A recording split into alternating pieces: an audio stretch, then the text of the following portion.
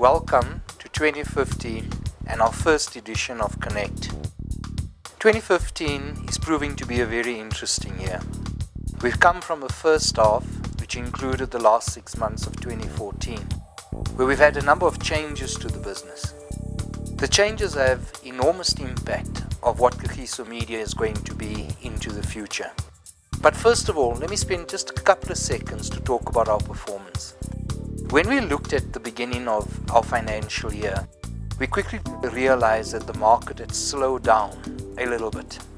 So yes, we started putting in action plans and gap plans to address the slowdown and to ensure that we could drive all our assets above or in line with the market. Radio recovered fairly well towards the end of the year, but we have left a little bit of a gap in the first half of this financial year. So I'm really keen to work with the team because I know you guys can do it.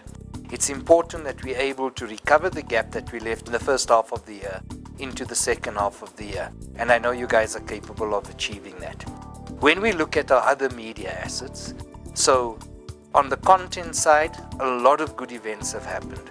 We've signed a number of new ventures, channels, initiatives with both MultiChoice and the SABC. Our content has become a critical part of our strategy.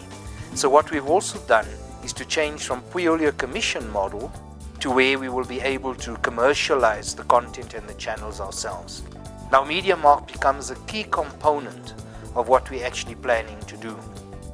So rather than just the reliance on radio's advertising sales, MediaMarkt has built up a really good team to go after digital sales.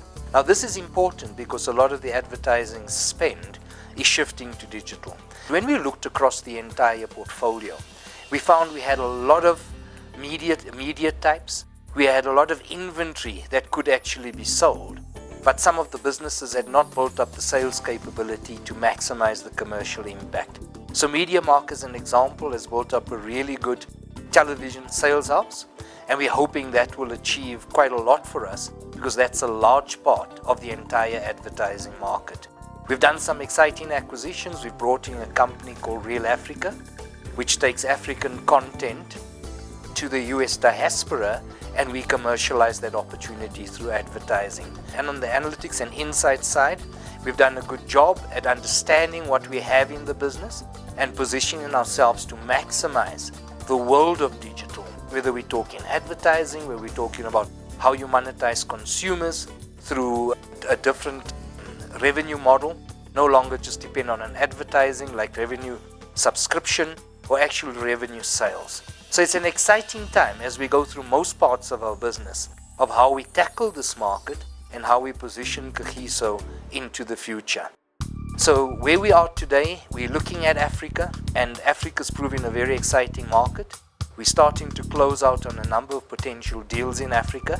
And on the content side, the good news is that most of our channels and content also has Africa applicability. So as an example, one of the things that we're doing is acquiring the rights to another channel, which in fact is Pan-African and will allow us to market and advertise on a Pan-African basis. And this is a key part to some of our channel strategies. We also saw that Glow, rather than just being on Sabido, has also been taken into MultiChoice EPG. And that in itself yields a number of commercial opportunities for us.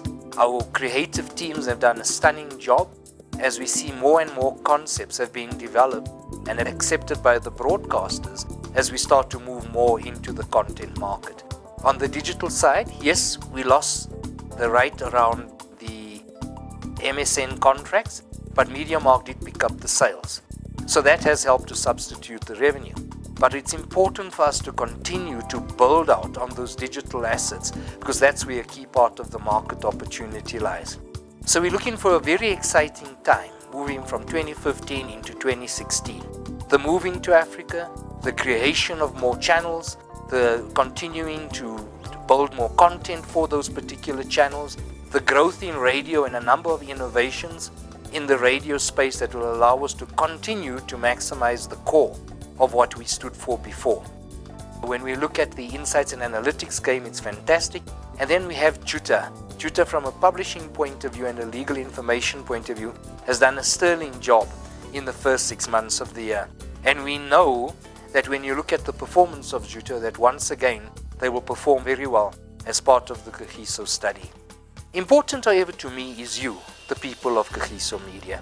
This year we ran a climate survey and there were some very interesting results that came out. There's some work to do to ensure that we keep you, the employees, happy, creative and able to drive our agenda into the future.